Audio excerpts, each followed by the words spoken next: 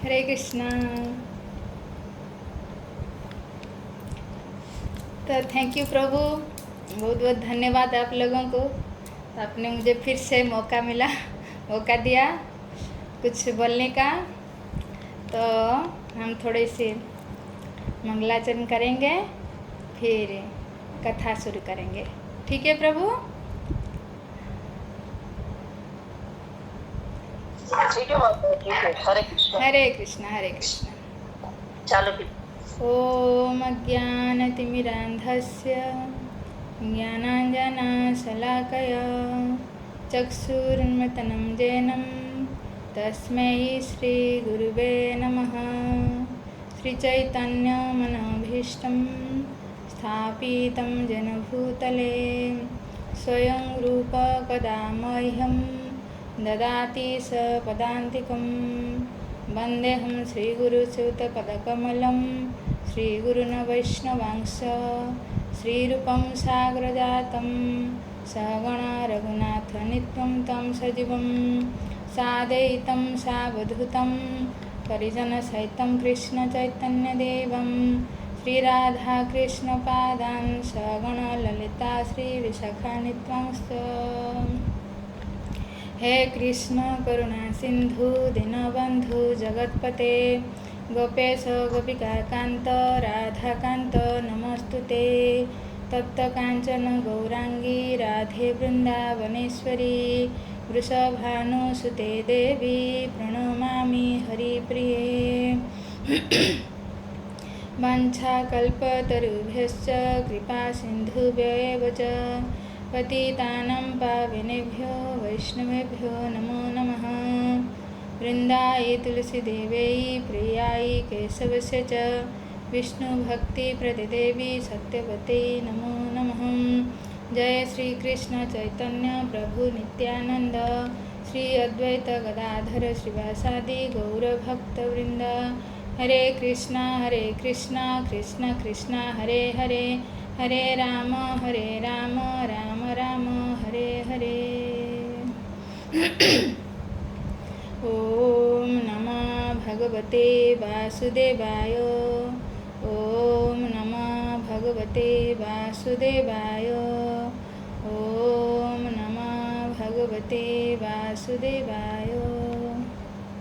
मुखं करोति वाचालं पङ्गुलङ्घयते गिरिं यत्कृपातमहं वन्दे श्रीगुरुदीनतारिणे परमानन्दमाधवं श्रीचैतन्यईश्वरम्। हरे कृष्णा। उपस्थित सभी भक्तों के चरण कमल में मेरा कोटि कोटि प्रणाम। तो आज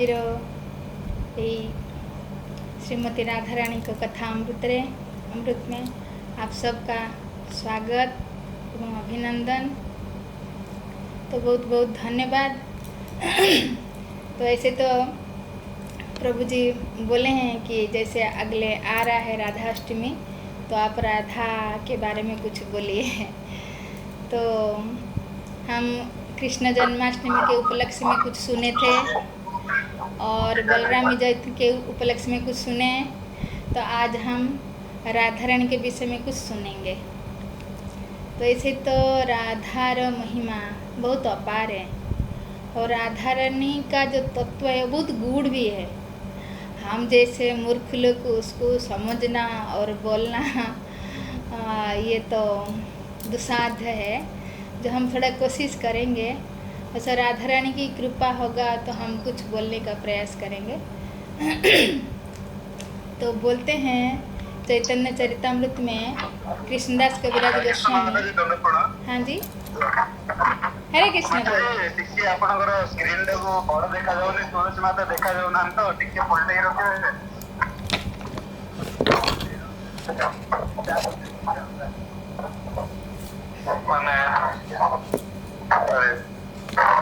तो इसको मतलब मेरे को इतना रखना भी आता नहीं, जैसे सेटल कर दिए थे प्रभु, तो ऐसे ही मैं बोल रही हूँ। तो अभी ठीक है। अभी प्रभु सुनाई दे रहा ना? ठीक से सुनाई दे रहा ना? जी माता जी। ठीक ठीक है। हाँ माता जी, बहुत क्लियर आवाज आ रहा है, बहुत क्लियर। अच्छा ठीक है ठीक है। तो धन्यवाद, हम आज सुनेंगे थोड़ा। ऐसे ही तो मेरा कोई औकात ही नहीं है राधा रानी के बारे में बोलने का कुछ, तो फिर प्रयास करेंगे कुछ समझने का, क्योंकि हम उन्हीं के बच्चे हैं। अगर वो कृपा करेंगे तो हम कुछ ना कुछ बोल सकते हैं ना। अगर ऐसे तो हम कुछ बोल नहीं सकते, लेकिन राधा रानी की कृपा हो तो उन्हीं की कृपा से हम कुछ बोलेंगे। जैसे बोला गया है चैतन्य चरितामृत में, जे श्री चैतन्य प्रसादेन तत्रूपस्य विनिर्णयं बालोऽपि कुरुते शास्त्रम दृष्ट्वा ब्रज विलासिने। क्या बोल रहे हैं, जे ये जो राधा तत्व तो बहुत गूढ़ तत्व है, लेकिन उसको हम कैसे समझेंगे। बोलते हैं श्री चैतन्य प्रसादेन, अगर चैतन्य महाप्रभु की कृपा हो जाए, हैं, अगर चैतन्य महाप्रभु की कृपा हो जाए तो बोलते बालोपी। बालोपी मतलब एक तो एक अर्थ है एक छोटा सा लड़का, छोटा सा बच्चा, एक आयुष में जो छोटा है उसको भी बोला जाता है, और दूसरा अर्थ है जो आयुष में तो बड़ा है लेकिन बुद्धि कम है, मूर्ख है, अज्ञा है। हाँ, तो ये वो भी बोल सकता है। कैसे, अगर श्री चैतन्य महाप्रभु की कृपा हो जाए, प्रसाद है मतलब उनकी कृपा हो जाए, तो एक मूर्ख से मूर्ख व्यक्ति भी तो जो शास्त्र को जो गूढ़ तत्व को समझ सकते हैं। और शास्त्र में सबसे बड़ा गूढ़ तत्व है राधा तत्व। ऐसे तो भूमि तत्व है, जल तत्व है, अग्नि तत्व है, और सबका तत्व कृष्ण तत्व है। तो अगर हम कृष्ण तत्व को नहीं समझे तो राधा तत्व को कैसे समझेंगे। लेकिन अगर राधा रानी की कृपा हो तो हम समझ सकते हैं। और राधा रानी स्वयं, हाँ, चैतन्य महाप्रभु के रूप में, है ना, चैतन्य महाप्रभु जो राधा रानी के भाव को लेके प्रकट हुए थे ना, तो राधा रानी कृपा की सागर है। तो इसलिए तो चैतन्य महाप्रभु, राधा तो कोई जानता नहीं था, लेकिन चैतन्य महाप्रभु आके समझाए हम लोग को। इसलिए तो आता है ना चैतन्य चरितामृत में जो बोलते हैं यदि गौर ना हई तो तबे की हई तो केमन धरिता मदे। यदि गौर ना हई तो तबे की हई तो केमन धरिता मदे।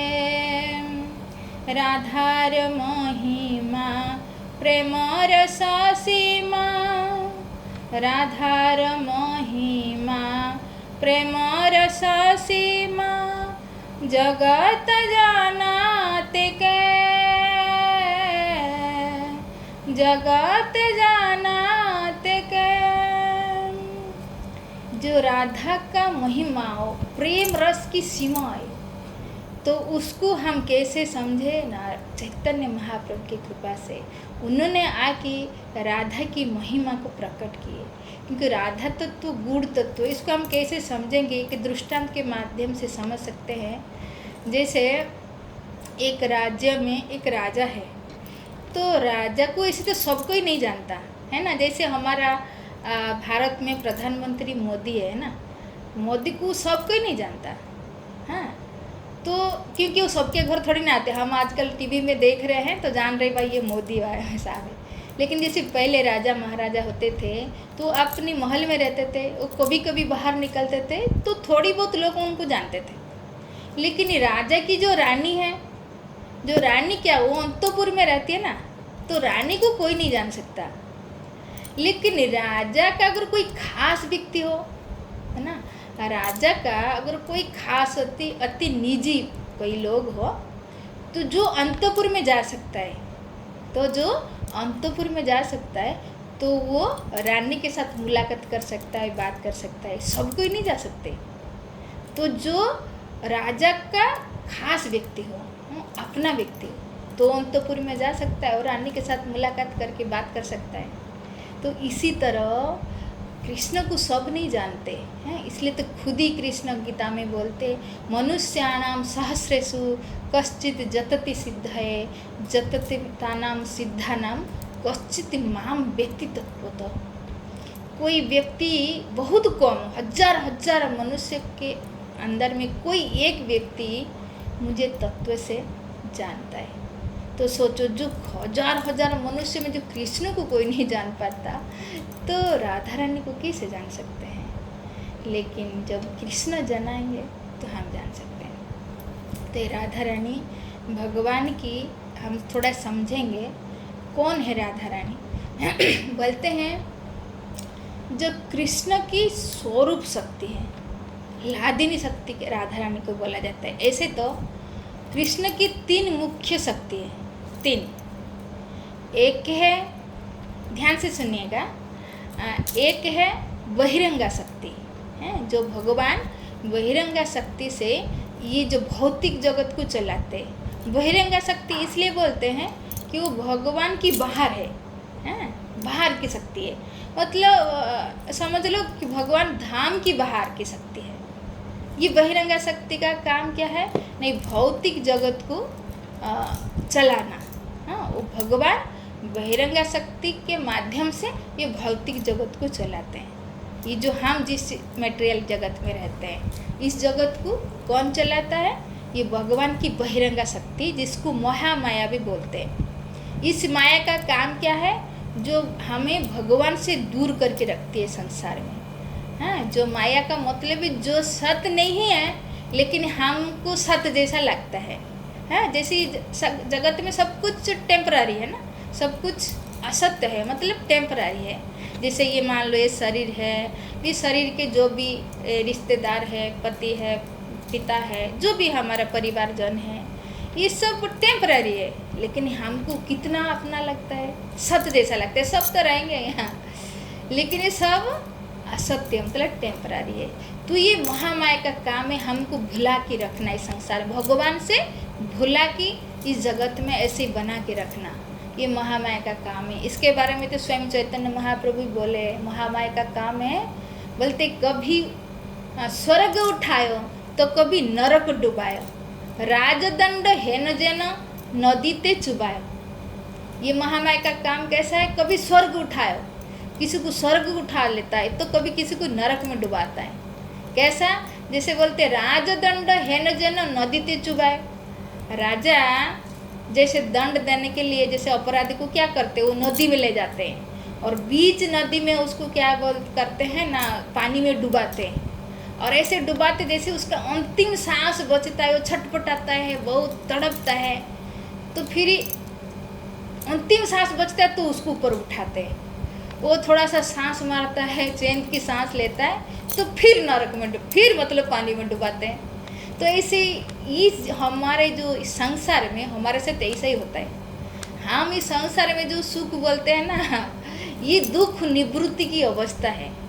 जैसे उसको डुबा रहे थे, फिर थोड़ा सा जो उठाए ना पानी के ऊपर से, तो उसको थोड़ा जैसे चैन की सांस आया, तो उसको लगा थोड़ा जो सुकून मिला, तो उसको सुख समझ बैठा।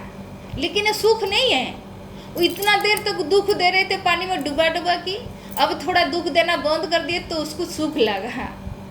ठीक है, ऐसा ही माया हमारे साथ ऐसे ही करती है। इस संसार में हमको कितना दुख मिलता है, थोड़ा सा सुख दे देता है, हम सोचते हैं सुख है हम, लेकिन यहाँ कोई सुख नहीं। किंतु जो भगवान ने जगत को बनाया तो बोले क्या, दुखालयम अशाश्वतम, कि जगत का काम के दुख का घर है और अस्थायी है। तो इस संसार में फिर भी हम इस माया की इस शक्ति के लिए वजह से हम ही भूल के, मतलब भगवान को भूल कर इस जगत को, माया जगत को ही सत्य मान बैठे हैं। ये काम क्या कर रही है, महामाया ऐसे काम करती है हमारे लिए। तो जगत की भगवान की बाहर रहती है, इसलिए इसको बहिरंगा शक्ति बोलते हैं। ठीक है, ये है भगवान की एक शक्ति। जो 3 मुख्य शक्ति में मैं राधा रानी के पास जाऊंगी, हम समझेंगे। तो दूसरी शक्ति है जो हम लोग है, जीव शक्ति। जीव, जो हम लोग, ये शरीर नहीं, हमारे तो जो आत्मा है, ये आत्मा भगवान की तटस्थ शक्ति है। एक बहिरंगा शक्ति गया हम सुने, और एक तटस्थ शक्ति जो हम हैं, जो आत्मा है, ये हम एक शक्ति है। अगर इस शरीर से आत्मा निकल जाए, ये शरीर कुछ काम नहीं करेगा, करेगा? हाँ, ना खाएगा पिएगा, ना बोलेगा सुनेगा, कुछ नहीं कर पाएगा, आत्मा निकल जाए। तो आत्मा की शक्ति है वो क्या है? भगवान की तटस्थ शक्ति है। तट में भगवान ने जो भौतिक जगत और आध्यात्मिक जगत के बीच में उत्पन्न किए थे, और इनका काम था कि आत्मा का काम था भगवान के पास रह के आनंद लुटाए भगवान के धाम में। लेकिन ये उसको चुना नहीं, धाम को नहीं चुना, इस जगत को चुन लिया, जो हम लोग सब चुन लिए, हाँ, इस भौतिक जगत को। इसलिए तट में थे हमारे पास, मतलब क्या बोलते हैं उसको, चुनने की ताकत थी, हाँ, कि हम आध्यात्मिक जगत को चुनते और भगवान के पास रह के भगवान की सेवा करके आनंद में रहते। लेकिन हमने किया भौतिक जगत को चुना, तो इसलिए यहाँ सड़ रहे, कितने जुग से ही सड़ रहे हैं। ये अब हम जान गए शास्त्र को पढ़ के, साधु संग में आके, कि अब हम चाहेंगे, हम तट में है ना, तटस्थ शक्ति है, तो हम चाहते अभी भी हम भगवान के धाम जा सकते हैं अगर हम भगवान की सेवा करेंगे। अब माया की जगत में हम बीच में अभी माया को स्वीकार किया, इसलिए माया की सेवा कर रहे हैं, तो इसलिए यहाँ भटक रहे हैं। तो हम समझ गए हैं कि हम अभी भगवान की भक्ति करने से भगवत धाम जा सकते हैं। तो हम इसलिए ये जो हमको सुवर्ण अवसर जो मनुष्य जीवन में मिला है, इसको हम भगवान की सेवा में लगाकर, माया की सेवा न कर भगवान की सेवा कर भगवान के धाम को जा सकते हैं, क्योंकि हम तटस्थ शक्ति, हम तट में हैं। तो ये शक्ति है, ठीक है, भगवान की दूसरी शक्ति गई। और तीसरी शक्ति है भगवान की अंतरंग शक्ति। जो अंतरंग शक्ति भगवान की अंतर में रहती है, मतलब अंदर रहती है ना, इसलिए इसको अंतरंग शक्ति बोलते हैं। तो ये अंतरंग शक्ति का 3 विभाग है, ठीक है। एक है संधिनी शक्ति, और एक है संबित शक्ति, और एक आह्लादिनी शक्ति, ठीक है। तो इस संबित शक्ति का काम क्या है? सॉरी, संधिनी शक्ति ना, संधिनी मतलब भगवान इस शक्ति से अपना धाम को प्रकट करते हैं, जिसको सत्य बोलते हैं। जैसे भगवान का नाम है सच्चिदानंद, है ना, सत्य चित्त आनंदमय भगवान का स्वरूप है। तो भगवान ये सत्य मतलब, हाँ, संधिनी शक्ति के माध्यम से, सत्य मतलब भगवान का धाम सत्य नित्य रहता है, भगवान स्वयं नित्य रहते हैं। तो इस नित्यता को बजाय रखती है ये संधिनी शक्ति है। तो ये सत्य जो धाम को प्रकट करती है, धाम की जो काम होता है, कुछ भी भगवान जो भी करते हैं, तो ये संधिनी शक्ति के माध्यम से करते हैं, मतलब भगवान अपनी भगवत्ता को बजाय रखते हैं, तो इस संधिनी शक्ति के माध्यम से। और दूसरी है संबित शक्ति। संबित मतलब चित्त शक्ति, सत्य चित्त। सत्य आप मान लीजिए, सत्य है संधिनी, चित्त है जो ज्ञान है वो है संबित, और आह्लादिनी शक्ति जो है स्वयं राधा रानी। तो भगवान ये 3, भगवान का स्वरूप कैसा है? सत्य चित्त आनंदमय, है ना। तो जो संबित है ये ज्ञान, चित्त मतलब ज्ञानमय, वो भगवान अपनी ज्ञान में सराबर रहते हैं, मतलब भगवान जो षडैश्वर्य पूर्ण है, भगवान में असंख्य जो शक्ति है, जो बल है, जो भी भगवान की जो भगवत्ता है, तो ये जो संबित शक्ति इस जो ज्ञान को बनाए रखते हैं, ये है भगवान की दूसरी शक्ति, तो संबित शक्ति। तो प्रथम गया संधिनी, संबित, और अब आया आह्लादिनी शक्ति, आह्लादिनी जो आनंद, भगवान की जो आनंद में सराबर करती है, जो भगवान की नित्य आनंद में रहते हैं, उस आनंद देने वाली शक्ति है स्वयं राधा रानी। तो इसलिए अगर भगवान के पास संबित शक्ति हो और बाय संधिनी शक्ति हो, अगर आह्लादिनी शक्ति नहीं हो, हमें क्या चाहिए? हमें ज्ञान से मतलब नहीं है, हमें सत्य से भी मतलब नहीं है, हमें आनंद से मतलब है। हम तो आनंद ही ढूंढ रहे हैं ना, हम सब आनंद के पीछे ही पड़े हुए हैं। तो भगवान की जो ये शक्ति आह्लादिनी शक्ति है, ये स्वयं राधा रानी है, जो भगवान को आनंद देती है। और सिर्फ इतना नहीं, सारा जगत जो भी थोड़ा हम आनंद की अनुभव करते हैं, तो वो राधा रानी ही देती है। इसलिए राधा रानी के बारे में आता है, गौतमीय तंत्र एक शास्त्र है, उसमें आता है कि गोविंदा नंदिनी राधा, गोविंदा मोहिनी, गोविंद सर्वस्व सर्व कांता शिरोमणि।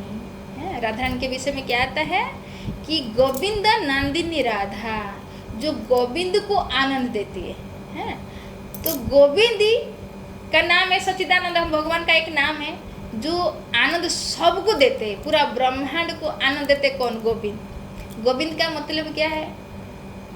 गो मतलब क्या? गाय, जो गाय को आनंद देते हैं। और गो मतलब इंद्रियां, जो इंद्रियां को आनंद देते हैं। मतलब इस जगत में जितनी गाय है वो भगवान गाय को आनंद देते हैं, और हम सबको जो इंद्रियां मिला है इस इंद्रियां को भी आनंद भगवान देते हैं। तो लेकिन ऐसी गोविंद को, गोविंद सारा जगत को आनंद देते हैं, तो गोविंद को जो आनंद देते हैं वो है राधा रानी।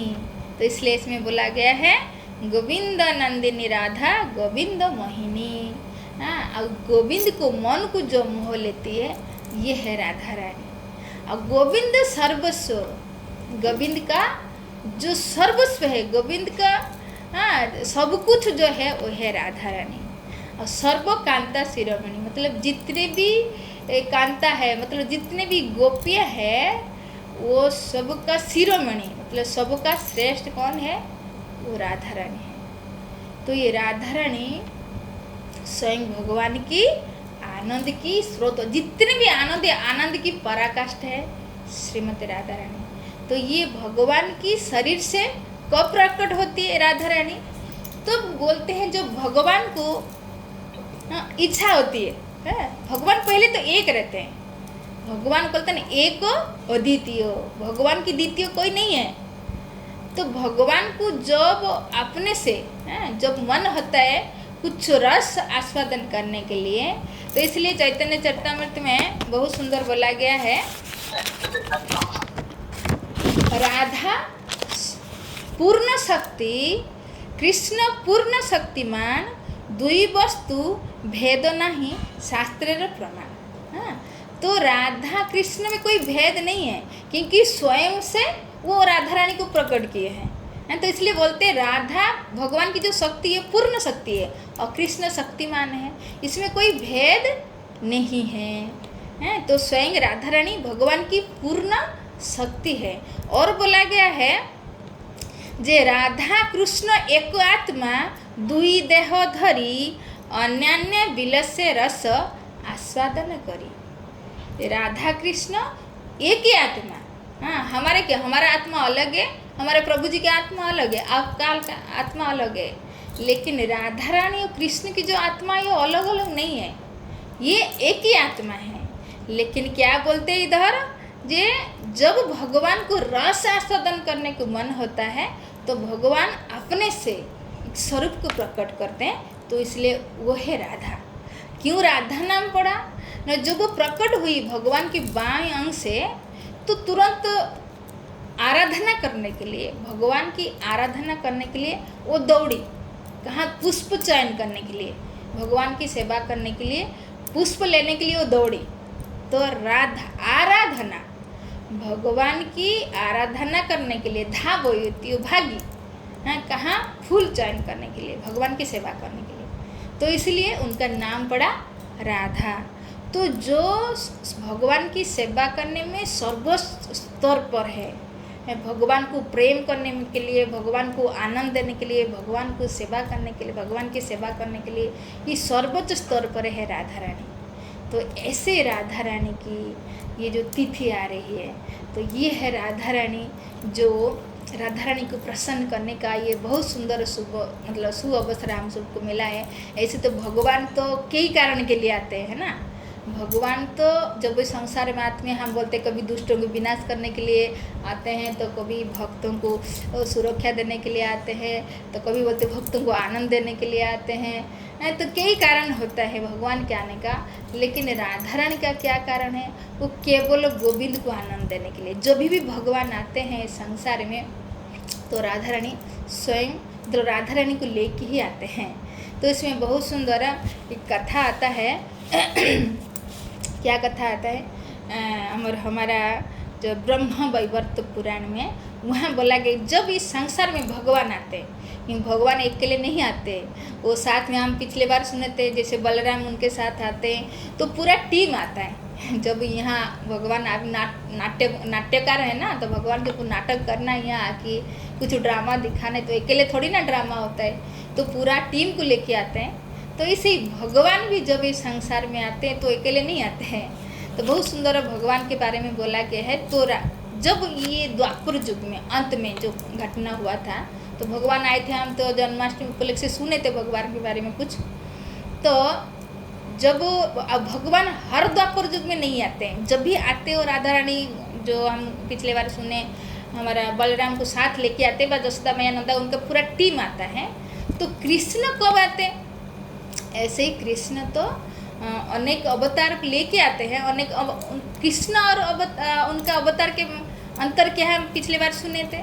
जैसे एक कैंडल जल रहा है ना, एक कैंडल जल रहा है, वो मानो कृष्ण, और इस कैंडल से और कैंडल को आप जलाइए और मिला दीजिए, सबको समान मिला के रख दीजिए, तो सब क्या होगा, समान दिखेगा, है ना। लेकिन तत्व की दृष्टि से जो पहला कैंडल था उससे सारे जल रहे, है ना। तो इसी तरह कृष्ण बोलते हैं अवतारी है, बाकी सब जो भी आते हैं, मत्स्य है, कूर्म है, हमारा जो अवतार हम सुने, वामन अवतार है, नृसिंह अवतार है, ये सब भगवान के अवतार है। लेकिन कृष्ण स्वयं अवतारी है, भगवान अवतारी। वो कब आते हैं? हर द्वापर युग में नहीं आते भगवान कृष्ण, हर द्वापर युग में नहीं आते हैं। वो कब आते हम थोड़ा सुनेंगे। जो ब्रह्मा के एक दिन में एक बार आते हैं। तो ब्रह्मा का एक दिन कैसा होता है, कितना होता है ना, ब्रह्मा की एक दिन में 14 मनु आते हैं, 14 जन मनु आते हैं। तो प्रत्येक मनु की राजनीति काल कितना है, 71 चतुर्युग, ठीक है, 71 चतुर्युग तक एक मनु राजनीति करता है। तो पहला मनु जो थे वो स्वयंभुव मनु थे। तो स्वयंभुव मनु 71 चतुर्युग काटे, जैसे सत्य तृतीया द्वापर कली, फिर सत्य तृतीया द्वापर कली, फिर सत्य तृतीया द्वापर कली। तो इसी तरह 71 चतुर्युग हो जाता है, तो एक मनु का राजनीतिक काल समाप्त होता है। तो एक मनु गए, संभव मनु गए, फिर दूसरे मनु आए, तो वो भी 71 चतुर्युग तक राजनीति किए। दूसरे मनु थे स्वारिच मनु, हाँ, वो गए। फिर तीसरे आए उत्तम मनु, फिर वो भी 71 चतुर्युग काट के गए। फिर तामस मनु आए, वो भी 71 चतुर्युग काट के गए। आप देखिएगा जब भगवान कब आते, मैं इसलिए आपको ये बोला कि पंचमी जो होता है उसमें आते स्वारिच मनु, जो वो भी 71 चतुर्युग काटे। फिर छठे नंबर में आते हैं चाक्षुष मनु, हाँ, चाक्षुष मनु छठे नंबर पे आते हैं। तो वो भी काट के जाते हैं 71 चतुर्युग 6 नंबर में। अब जो चल रहा है 7वां, 7 नंबर में आते हैं वैवस्वत मनु, जो अभी चल रहा है। तो वैवस्वत मनु 71 चतुर्युग काटेंगे, अभी कितना उनका चल रहा है, अभी 28तम चतुर्युग चल रहा है। तो 28तम वैवस्वत मनु के 28तम चतुर्युग के द्वापर युग के अंत में कृष्ण आते, स्वयं अवतारी। जो स्वयं कृष्ण है वो वैवस्वत मनु के 28तम चतुर्युग के द्वापर युग के अंत में आते हैं। ये है कृष्ण। तो जब कृष्ण आते हैं, बोलते उनके बाद तुरंत जो कली युग होता है, तो कली युग में वही कृष्ण भक्त के रूप में लेके चैतन्य महाप्रभु के रूप में आते हैं। आप सोच कर हम कितना भाग्यवान हैं। तो ये जो कृष्ण जब आते हैं तो साथ में वो जैसे बलराम हम बारे में सुन के गए, तो बलराम आए, तो ऐसे राधा रानी को लेके आते हैं। तो उसके बारे में जो मैं सुना रही थी, तो ब्रह्मा वैवर्त पुराण में बताया गया है इसके बारे में। जो भगवान आते हैं द्वापर जी के अंत में, तो क्या बोला गया है, भूबब भारवताराय गच्छन् देव जनार्दन राधां प्राहु प्रिये भीरु गच्छ त्वम अपि भूतले। तो क्या बोलते हैं यहाँ, जे भूबो भारा बता रहे हो, पृथ्वी की जो पृथ्वी का जो भार है उसको दूर करने के लिए गच्छन देव जनार्दन। तो गच्छन मतलब आए, जनार्दन, जनार्दन का मतलब क्या, भगवान का एक नाम है बहुत अच्छा। तो जन आर्तिहन, जन मतलब भगवान के जब भक्त को जन बोलते हैं, तो भगवान की भक्त का आरती मतलब दुख, हन मतलब दूर करने के लिए। तो भगवान क्या करते हैं, आते हैं संसार में। तो जब वो इस संसार में जब आए, जब आना जब शुरू हुआ, जब वो इच्छा किए कि मुझे जाना है पृथ्वी लोक में, तो राधा प्राह प्रिय भीरु, तो राधा को बोले, बहुत सुंदर संबोधन दिए है प्रिय, हैं कि क्या बोल रहे हैं, गच्छम तुम अपि भूतले, क्या तुम भूतले चलोगे मेरे साथ, भूलोक को चलोगे। तो राधा रानी मना कर दी, तो नहीं जाना है मुझे, कोई आना चाहेगा इस संसार दुख संसार में, लेकिन हम इधर देखेंगे राधा रानी इसलिए नहीं मना की, वो हमारे लिए कृपा करने के लिए मतलब बोली कि मेरे को नहीं जाना है। तो फिर बोले क्यों, तो शर्त रखी राधा रानी, क्या शर्त रखी हमारे लिए, बहुत सुंदर। तो वहाँ बोलते हैं, जत्र वृंदावनम नास्ति न जत्र जमुना नदी, जत्र गोवर्धनम नास्ति तत्र मैं न मन सुखा। जहाँ जमुना नदी नहीं है, जहाँ वृंदावन नहीं है, जहाँ गोवर्धन नहीं है, वहाँ मेरा मन को सुख नहीं मिलेगा। इसलिए अगर मुझे लेके जाना चाहते हो तो ये जो वृंदावन धाम, ये जो गोकुल हमारा भगवान के धाम में जो गलक है, तो यहाँ उतारना पड़ेगा, भूतल को लेके जाना पड़ेगा, वहाँ जमुना नदी को लेके जाना पड़ेगा, गोवर्धन को लेके जाना पड़ेगा, तब मैं जाऊँगी। सोचिए ये राधा रानी हमारे लिए कृपा की। तो बोलते हैं जब तक कोई आदमी, कोई मनुष्य जब तक जमुना नदी में स्नान नहीं करता, वृंदावन जो ब्रजधाम की जो रज है उस रज को, रज में जो लोटपोट नहीं होता, जब तक गोवर्धन की परिक्रमा नहीं करता, तब तक वो भगवत धाम जो जाना ये तो भूल ही जाओ। तो ये राधा रानी जानती थी, क्योंकि इससे क्या होता है, जो ब्रज रज में हम मस्तक में लगाते हैं, जमुना नदी में स्नान करते हैं, गोवर्धन की परिक्रमा करते हैं, इससे हमारा जो विलुप्त जो कृष्ण प्रेम है जो जागृत होता है। तो राधा रानी जानती थी कि ये मूढ़ जो मनुष्य है तो ये फंसा हुआ इस संसार में, कि जब तक कृष्ण से प्रेम नहीं करेगा तब तक लौट नहीं सकता इस आध्यात्मिक जगत गोलोक में। तो इसलिए हमारे लिए कृपा करके, तो क्या बोले, क्योंकि वो जानती थी कि भगवान सब कुछ कर सकते थे, तो इसलिए बोली, क्या बोली कि जत्र वृंदावनम नास्ति, जहाँ वृंदावन नहीं है, जत्र जमुना नदी नास्ति, जहाँ जमुना नदी नहीं है, जहाँ गोवर्धन नहीं है, वहाँ मेरे मन को सुख नहीं लगेगा, जब तक आप उसको नहीं लेके जाओगे मैं भी नहीं आऊँगी।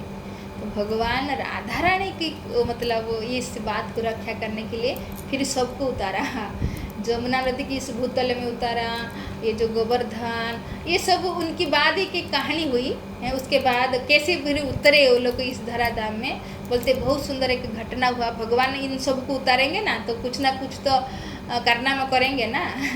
तो क्या करें, तो एक बार भगवान विरजा नदी के विरजा जो एक सखी है राधा रानी की, तो उनके साथ क्या करते, तो जो गलक धाम में तो राधा रानी की छोड़ की, तो वो विरजा सखी के साथ में थी, तो भगवान थे, तो इसलिए जो राधा रानी नाराज होगी और क्या कि वो जो जहाँ थे वो जो द्वार में रख दिए थे, श्रीदामा जो सखा थे भगवान के, उनको द्वार में लगा दिए थे। तो लेकिन और बोलते कोई किसी को आने मत देना। तो जब राधा रानी आई वो आने नहीं दे, अंदर जाने नहीं दे रहे थे, बोले छोड़ो कहाँ गए, मेरे कृष्ण को देखना है, मुझे खोजना है, कहाँ गए मुझे छोड़ के, तो आप मतलब मेरे को जाने दो। जब श्रीदामा जाने नहीं दिया तो राधा रानी ने उनको श्राप दे दी कि जाओ तुम असुर हो जाओ। तो उनको असुर होने का श्राप मिल गया। तो बोले थोड़ी देर के लिए कृष्ण से विरह नहीं सह सकी तुम, तो थोड़ी देर के लिए सहन नहीं कर सके और मेरे को तुम श्राप दे दी, जब मैं भी तुम्हें श्राप देती हूँ, तुम 100 वर्ष तक, अभी थोड़ी देर सहन नहीं की ना विरह कृष्ण की, तो तुम्हें 100 वर्ष तक सहन करना पड़ेगा कृष्ण की विरह। तो ये सब भगवान की लीला थी, ताकि इस जगत में आने के लिए तो बाद में जो राधा रानी क्या बिरजा को जो श्राप दे दी कि तुम मतलब कृष्ण को दूर की मेरे से, तुम जाओ नदी है जाओ। वो क्या करती थी, जब वो राधा रानी को आने का जब उनको पता चलता था राधा रानी आ रही, तो बिरजा क्या करती, नदी बन जाती थी तो ताकि राधा रानी को पता न चले। तो इसलिए राधा रानी क्या कि श्राप देती कि जब तुमको नदी बनना अच्छा लगता है ना, जाओ तुम नदी बनो। तो इसलिए मेरे मुख से भी निकला जो बिरजा नदी, तो उनको नदी के रूप में वही बिरजा नदी जो है जमुना नदी के रूप में संसार में आई। और वो जो श्री दामा था वो शंखचूड़ असुर के रूप में आए। और राधा रानी बेचारी आप देखो, उनको भी 100 वर्ष के मतलब भगवान का विरह सहना पड़ा। तो ये जो क्यों ऐसा भगवान ने लीला किए, इसमें हम देखेंगे जो राधा रानी जो कृष्ण जो प्रेम करती हैं, हमें कृष्ण को प्रेम करना है लेकिन हम भूल चुके हैं, हम माया को प्रेम कर रहे हैं और वहाँ हम सुख ढूंढ रहे हैं कि इससे हमको मिल जाएगा। हम यहाँ प्रेम तो ढूंढ रहे हैं नहीं, संसार में हम सभी चाहते हैं हमको कोई प्यार करे, लेकिन हम किससे प्यार ढूंढ रहे हैं, अनित्य से। हाँ, जो भी ये संसार में जो पति हो, बच्चे हो, पिता हो, माँ हो, कुछ भी, ये इनसे हम प्रेम ढूंढ रहे हैं, लेकिन ये सब अनित्य है, आत्मा नित्य है। तो आत्मा का जो प्रेम का स्रोत कृष्ण है। जब नित्य आत्मा नित्य परमात्मा मतलब कृष्ण से प्रेम करेगा तभी सुखी हो सकता है, लेकिन हम ये भूल चुके हैं। और माया को मतलब हम शरीर को मैं मान बैठे हैं और बाकी जो रिश्तेदार को अपना मान बैठे हैं, तो हम उनसे या तो शरीर को प्रेम कर रहे हैं और शरीर के साथ जुड़े हुए हैं जो परिवार, उनको हम प्रेम करते हैं। लेकिन इससे क्या होता है, हमको वास्तविक वो आनंद नहीं मिलता है। मूर्ति दम तक हम प्रेम ही खोजते रहते हैं, लेकिन वास्तविक हमारा कृष्ण ही हमारा प्रेम का स्रोत है। वो हमको वास्तविक वो देते हैं, वो तो अपना प्रेम दे रहे, इसलिए तो हम यहाँ जीवित हैं। हाँ, हम खा रहे हैं, पी रहे हैं, जो भी आवश्यकता भगवान से पूर्ण कर रहे हैं, लेकिन हमारे से कमी है, हम भगवान को प्रेम नहीं करते। क्योंकि उनके बारे में हम भूल चुके हैं, उनको हम जानते नहीं हैं। तो ये राधा रानी से हमको सीखना है, इसलिए भगवान ये रोल इस संसार में आके ये ड्रामा किए हैं। हम देखेंगे राधा रानी एक दूसरे को शादी करती है ना, जो क्या नाम है उनका, नाम शायद अभिमन्यु या चंद्रसेना ऐसे कुछ बोलते हैं, जो उनको दूसरे को शादी किए। जो कृष्ण उनके जो परम पति भगवान के अपने धाम में है, लेकिन यहाँ आए तो वो दूसरे से शादी किए, उनका एक ननंद हुआ, एक सास हुआ, तो ये सब हुए। तो उनके बीच में रह कि वो कृष्ण से कैसे प्रेम करती थी। शरीर रहता था कहाँ पे, उस ससुराल में, मतलब जहाँ पति है, सास है, सब, लेकिन उनका मन कहाँ था, कृष्ण के पास। तो ये उनके जरिए से हमको सिखा रहे थे भगवान कि हम भी ऐसे इस संसार में रहे, हम अपना काम दाम करें, लेकिन हमारा मन कृष्ण में लगे, कृष्ण में रहे। इसलिए तो गीता में क्या बोले, मन मना भवो, तुम्हारे मन में मुझे भावो, मतलब मेरी चिंतन करो। लेकिन ये किससे सिखा रहे हैं, राधा रानी से, जो प्रेम की सर्वोच्च पराकाष्ठा है। तो ये सिखाने के लिए कि कैसे करना है प्रेम। हम बोलते समय कहाँ है, घर काम काज में समय नहीं है, तो फिर लेकिन ऐसे सबके बीच में रह के हम कृष्ण से कैसे प्रेम कर सकते हैं, तो राधा रानी से भगवान सिखा रहे थे। हाँ, क्योंकि वो भी, उनकी भी परिवार था, सब थे, लेकिन फिर भी उन सब के रह कि सब काम निपटा कि फिर भी मन लेकिन उनके कहाँ पे था, कृष्ण के पास था। और जितने भी गोपियाँ थे, सबके माध्यम से भगवान हमको यही सिखा रहे थे कि वास्तविक पति तो वही है हमारे ना। हम यहाँ जो पति मान रहे हैं जिनको, वो तो टेम्पररी है। कितने पति बदले चुके हैं तारे हिसाब नहीं है ना। लेकिन पति का मतलब क्या है, जो पालन करता है ना, जो हमारा पोषण करता है। तो ऐसे ही हमारा जो पति है वो हमारा पालन करते हैं ना। कैसे, पैसे लाते हैं, हाँ, नौकरी चाकरी करते हैं, पैसे लाते हैं, लेकिन पैसे क्यों खा के तो हमारा पेट भरेगा नहीं, हमको तो खाना ही पड़ेगा खाना। लेकिन वो देता कौन है, वो हम देखना पड़ेगा। हमारा जो जीवन टिकता है उसमें चाहिए क्या, ऑक्सीजन चाहिए, है तो भगवान देते हैं, ये तो मानना पड़ेगा, है ना। हमको जल चाहिए, जो प्यास लगता है, पानी चाहिए तो भी भगवान देते हैं। भूख लगे, खाना चाहिए तो भगवान देते हैं। जो ये शरीर टिक रहा है, जो जीवित रह रहा है, जो ये सब पोषण कौन कर रहा है, हम अगर देखेंगे तो भगवान कर रहे हैं, कृष्ण कर रहे हैं। भगवान ही हम लोगों को ये सब कुछ दे रहे हैं, इसलिए कृष्ण हमारे पति है, ये हम भूल चुके हैं। वास्तविक पति का मतलब जो पालन करे, तो कृष्ण हमारा पालन कर रहे हैं ना, ये तो मानना पड़ेगा। कि गीता में बोलते हैं अहम सर्वस्य प्रभवो मत सर्व प्रवर्तते, मतलब सब कुछ का मैं ही प्रभु, मतलब मालिक हूँ, मेरे से सब कुछ सृष्टि हुआ है, मतलब प्रवर्तन हुआ है। तो इसलिए जो भी हम खा रहे संसार में, हम ऑक्सीजन ले रहे हैं, हम खाना खा रहे हैं, हम पानी पी रहे हैं, हम प्रकाश ले रहे हैं, ये सब भगवान ने दिया है। इसका मतलब भगवान हमारा पति है। तो ये सुंदर एक प्रभु जी बात कर रहे थे, मेरे को अच्छा लगा बहुत। बता रहे थे कि आदमी उनको पूछा जो सारा जो शास्त्र है, उस शास्त्र का सार जो है आप 5 मिनट में बता सकते हो? तो बोलते 5 मिनट क्यों, मैं 5 सेकंड में बोल सकता हूँ। मतलब आप वेद ले लो, आप उपनिषद ले लो, आप जितना पुराण ले लो, जितना इतिहास ले लो, जितना भी आप शास्त्र ले लो, सारा शास्त्र को अगर हम मतलब निचोड़ के रखें तो उसका एक 4 लाइन बनेगा। हाँ, तो जो बोले 5 मिनट में बोलोगे, तो प्रभु जी को जो पूछे तो प्रभु जी बोले 5 मिनट तो बहुत है, मैं आपको 5 सेकंड में बोल देता हूँ। तो उसमें बहुत सुंदर बोले, जी कृष्ण हमारे पति है, जी कृष्ण हमारे पति, कृष्ण हमारे गति, उनमें लगाओ मति, ताकि हो जाए उनमें रति। बस 4 लाइन हो गया ना, इतना समझना है। क्या? कृष्ण हमारे पति, वो सिर्फ राधा के पति नहीं है, बस सारी गोपियों का पति नहीं है, ये सारे ब्रह्मांड के पति है, क्योंकि वो हम वास्तविक वही हमारा पालन कर रहे हैं, है ना। तो कृष्ण हमारे पति मतलब वो सब हम हमारा पालन कर रहे हैं, इसलिए वो हमारे पति है। इतना समझना, ये सारे शास्त्र का सार है, कृष्ण हमारे पति बस। तो और कृष्ण हमारे गति, हमारा जीवन का लक्ष्य होना चाहिए कृष्ण प्राप्ति, है ना। लेकिन हमारा वो लक्ष्य नहीं है, हम भूल चुके हैं ना। हम संसार में हमारा धन प्राप्त करने का मतलब वो लक्ष्य है ना। संसार में कोई नौकरी चाकरी करेंगे, बड़ा बड़ा घर बनाएंगे, हमारा लक्ष्य यही है, संसार में कैसे सुख में रहेंगे। लेकिन ये लक्ष्य नहीं होना चाहिए। ये तो कितना दिन है, अगर हम कुछ बन भी गए, बहुत सारा कमाई भी कर दिए, लेकिन कितना दिन, शरीर खत्म, सब कुछ खत्म। लेकिन यहाँ बोल रहे हैं अगर लक्ष्य बनाना है तो कृष्ण को प्राप्त करना, यही शास्त्र, सारे शास्त्र यही बोल रहा है, जो कृष्ण को प्राप्त करना यही मनुष्य जीवन का लक्ष्य होना चाहिए, है ना। तो कृष्ण हमारा गति, ये दूसरी लाइन बोले। और कैसे मिलेंगे वो ना, उनमें लगाओ मति, है ना। कैसे मिलेंगे कृष्ण हमको, कैसे मिलेंगे ना, मन लगाना पड़ेगा, क्योंकि मन अभी संसार में लगा हुआ है, तो इसको हटाना है और कृष्ण में लगाना है। जैसे राधा रानी लगाई तो राधा रानी से ये तो सिखाए ना, तो लगाना है, कृष्ण से लगाना है, मन को लगाना है। अगर कृष्ण को प्राप्त करना है तो मन को संसार से हटा के कृष्ण में लगाना है। तो ये तीसरी लाइन है। और फिर क्या बोले, कृष्ण हमारा पति, कृष्ण हमारा गति, उनमें लगाओ मति, ताकि हो जाए उनमें रति। रति मतलब प्रेम। तो मन लगाएंगे तो फिर उनमें प्रेम हो जाएगा, कृष्ण में प्रेम हो जाएगा। तो ये कृष्ण प्रेमी तो चाहिए।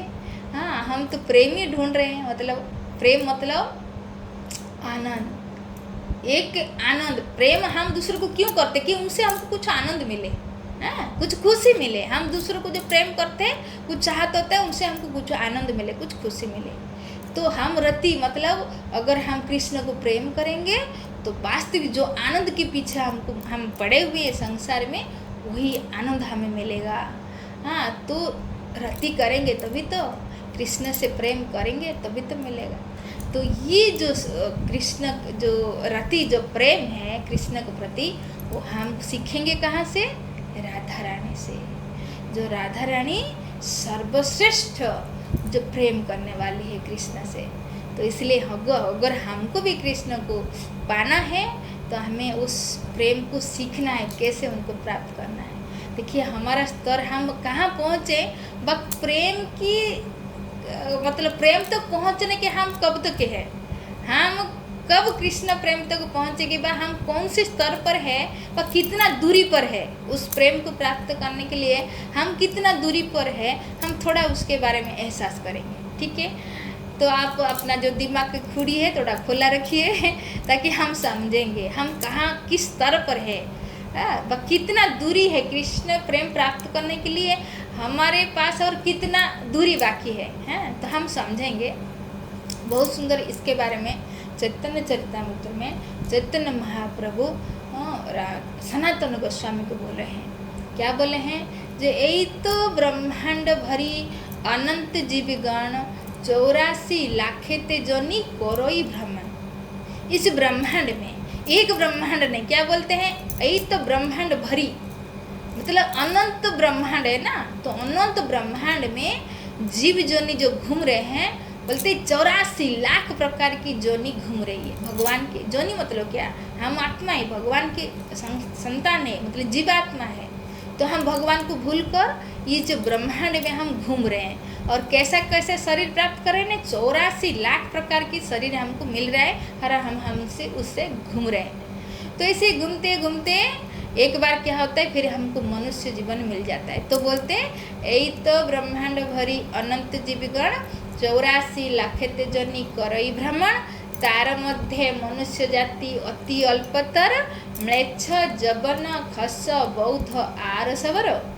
क्या बोल रहे हैं? ऐसे तो ब्रह्मांड में 84 लाख प्रकार का जोनी है, लेकिन उसमें सबसे कम कौन सा है? मनुष्य जाति। तार मध्य मनुष्य जाति अति अल्पतर, उस जाति में जितने भी जीव है उसमें मनुष्य बहुत कम है।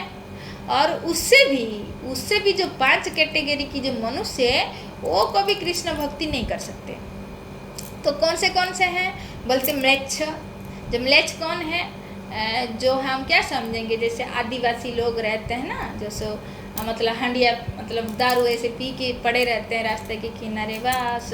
और कोई मतलब तमोगुणी में रहते, कोई संसार का कोई भान उन लोगों को नहीं रहता। मनुष्य है लेकिन कृष्ण भक्ति नहीं कर सकते हैं। तो दूसरी प्रकार की जो मनुष्य बोलते खस मतलब जो जंगल में रहते वन मानुष, वो भी मनुष्य जैसा है लेकिन वो भक्ति नहीं कर सकते।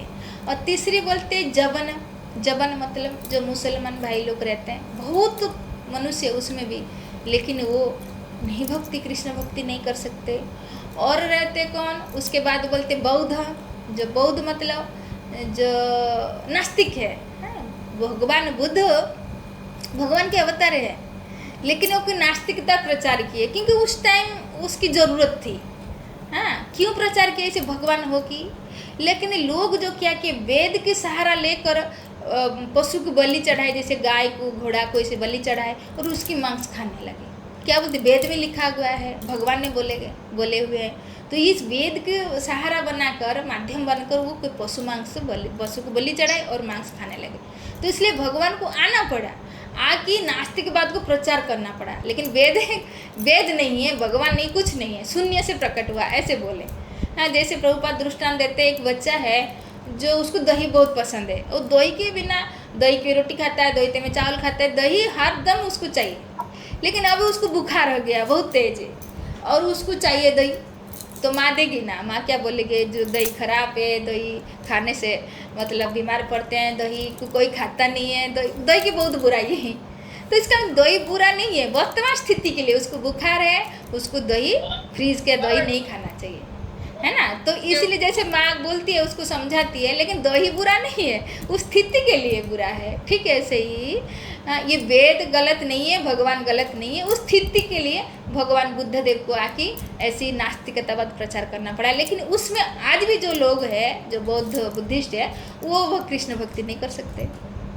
और बाकी रहा कौन? बोलते म्लेच्छ जबन बौद्ध, म्लेच्छ खस जबन बौद्ध आर सबर मतलब जो सूर को खाते हैं, ऐसा भी मनुष्य है। तो ये जो कैटेगरी के 5 प्रकार की जो लोग हैं वो कृष्ण भक्ति नहीं कर सकते। वो जो कृष्ण को प्रेम करना, कृष्ण को प्राप्ति करना, ये मनुष्य कर सकता है।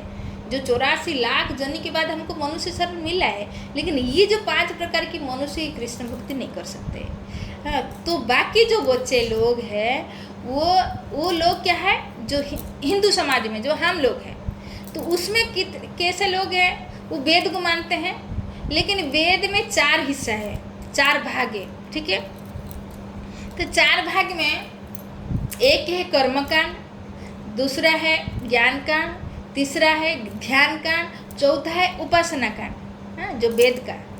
तो बाकी जो लोग बच्चे हैं, जो हिंदू समाज में जो सनातनी धर्म के जो लोग हैं, तो क्या करेंगे, उस जो कर्मकांड हिस्सा को मानते हैं। इसमें क्या है ना, हम कुछ करेंगे तो कुछ पाएंगे। जैसे इस देवता को पूजा करेंगे हमको ये मिलेगा, इस देवता को पूजा करेंगे तो हमको ये मिलेगा। मतलब अपना सुख की इच्छा कर रखते हैं, भगवान की सुख की नहीं। भगवान की अगर पास भी जाते हैं तो उनसे अपना सुख चाहते हैं। तो कृष्ण प्रेम नहीं करते, अपने बच्चे को प्रेम करते, इसलिए बच्चे के लिए व्रत रखते हैं, भगवान के पास जाते हैं, मेरे बच्चे का कुछ करे। पति के लिए व्रत रखते हैं, जैसे सावित्री जाता है, वो भी भगवान के लिए व्रत नहीं करते, वो अपना बच्चा, पति, ये माया के हैं जो उनको सुख देने के लिए व्रत करते हैं। तो ये कर्मकांड हिस्सा है। मतलब सारे देवी देवता को पूजा करेंगे, उनसे कुछ आशा रखेंगे।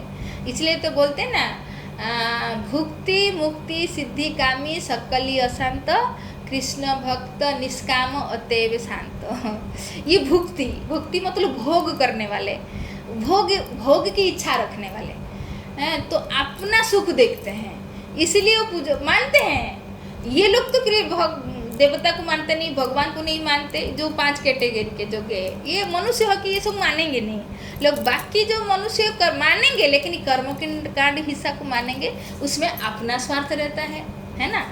तो ये गया, ऐसे ये तो बहुत सारे लोग भी रहते हैं। आप देखिए, आप अपना स्थिति कहाँ है, जो चैतन्य महाप्रभु हमें सिखा रहे।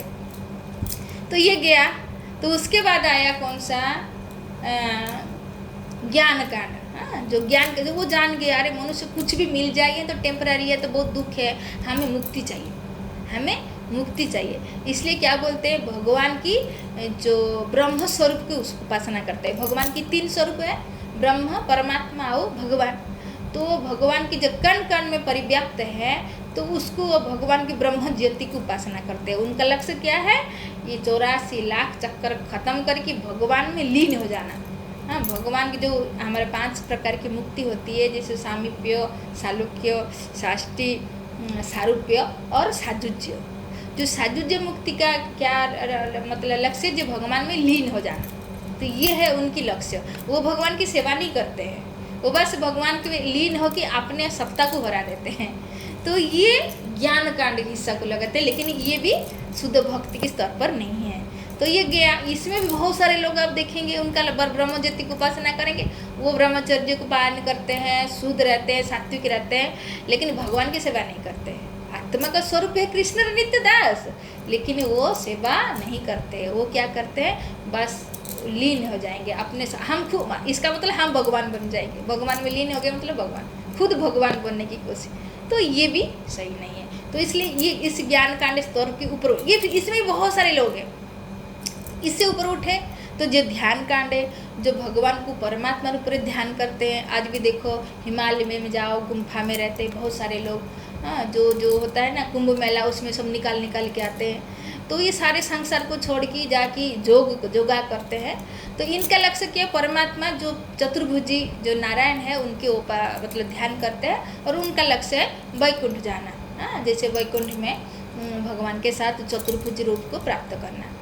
लेकिन इससे भी श्रेष्ठ है कौन है, जो उपासना कांड। हाँ, जो वेद में जो सर्वोच्च स्तर है उपासना। मतलब सबसे ऊपर समझ लो, मतलब निकट, भगवान की निकट रहना। हाँ, भगवान को भगवान के रूप में जो सेवा करता है, तो इस उपासना कांड में पहुंचना ये दुर्लभ हो। इसलिए चैतन्य महाप्रभु क्या बोले, ब्रह्मांडे भ्रमिते कौन भाग्यवान जी, गुरु कृष्ण कृपा पाए भक्ति लता बीज। हाँ, ये ब्रह्मांड में भ्रमण करते करते ऐसी 84 लाख गया, फिर ये जो 4-5 प्रकार के लोग ये भी गया, फिर जो वेद को माने कर्म कांड गया, ध्यान कांड, ज्ञान कांड गया, ध्यान कांड गई, फिर उपासना कांड में हम पहुंच गए हैं। हम उस कैटेगरी में है, जो मनुष्य की कैटेगरी में है, जो उस वेद की जो स्तर है, सर्वश्रेष्ठ स्तर है उपासना कांड, वहाँ हम पहुँच गए हैं। लेकिन यहाँ से और कितना दूरी बाकी है कृष्ण प्रेम तक पहुँचने का। बस मैं ये एहसास करना चाहती हूँ, जो राधा रानी ने हम लोगों को आके सिखाई है ना। तो जो उस राधा अष्टमी आ रही हैं, तो राधा ने जैसे कृष्ण से प्रेम किया, और ऐसे हम उस प्रेम को कैसे पा सकते हैं, ये दुर्लभ है। इसलिए तो नहीं ना, जो चैतन्य महाप्रभु भक्ति विनोद ठाकुर लिखे हैं, बहुत सुंदर एक भजन है जिसमें बोले हैं, श्री कृष्ण चैतन्य प्रभु जीवे दया करी, स्वपार्षद शिव धाम सहबतरी, अत्यंत दुर्लभ प्रेम करिबारे दान, सिखाए शरणागति भक्तेर प्राण।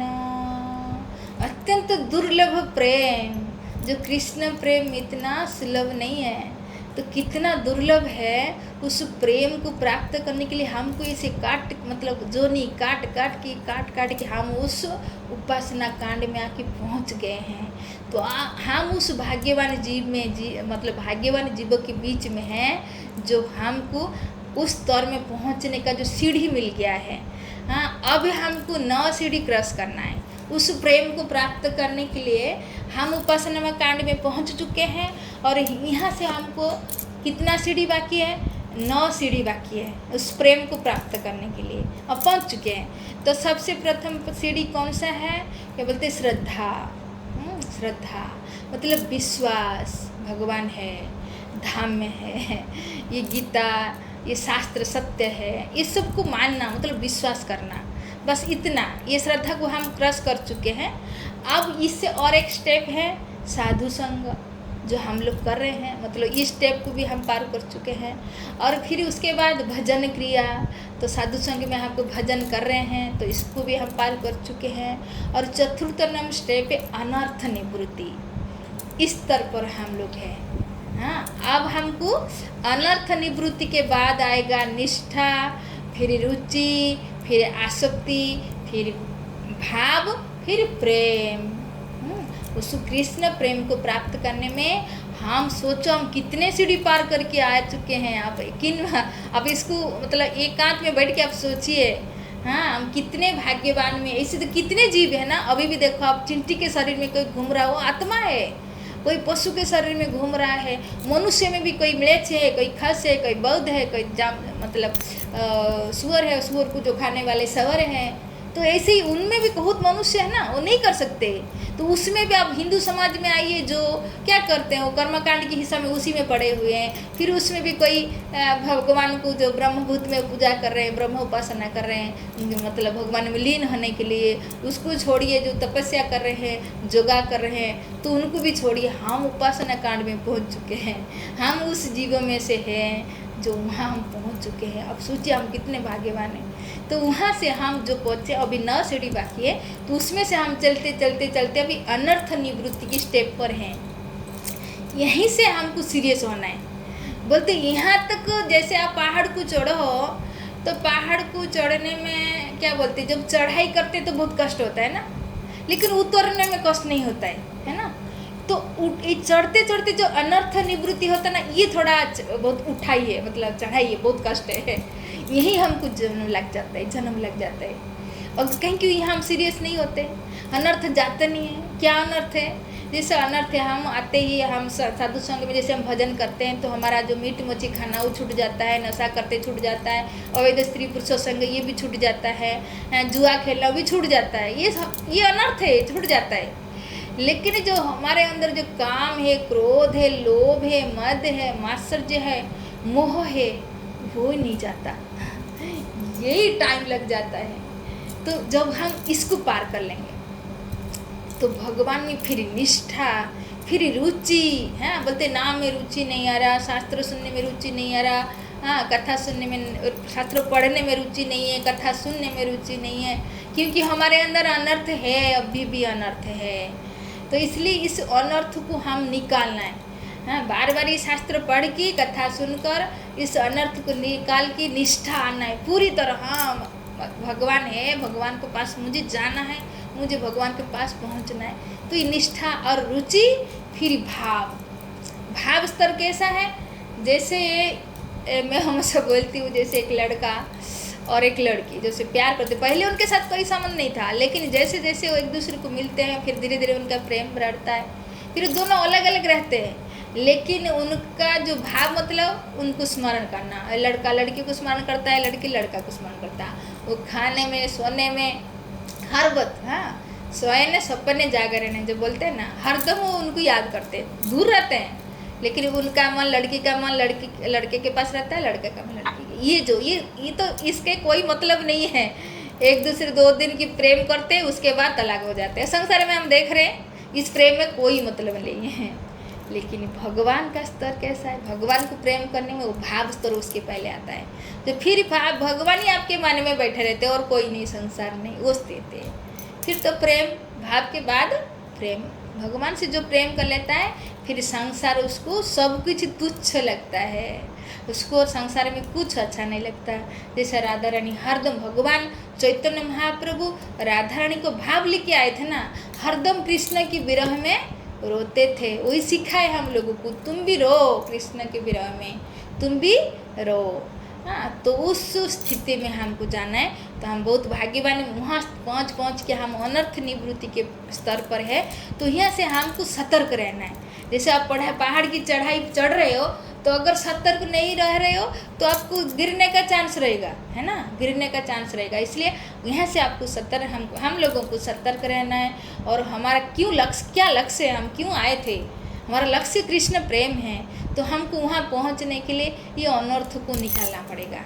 हाँ, तो यही है बस। और ये अनर्थ निकल सकता है केवल शास्त्र से। जो चैतन्य महाप्रभु 8 श्लोक दे के गए ना हम लोगों को, कुछ नहीं दे। और चैतन्य महाप्रभु को शास्त्र वास्त्र नहीं दे के गए, मात्र 8 श्लोक दे के गए। उस 8 श्लोक को अगर हम क्या बोलते हैं, उसको मोती बना के हार बना देंगे, हाँ, हार बना के उसको गले में टांगेंगे, तो फिर कृष्ण प्रेम सुलभ है।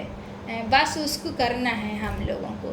तो ये प्रेम जो दुर्लभ जो प्रेम है, स्वयं राधा रानी कृष्ण जो चैतन्य महाप्रभु के भाव के रूप में आई है ना।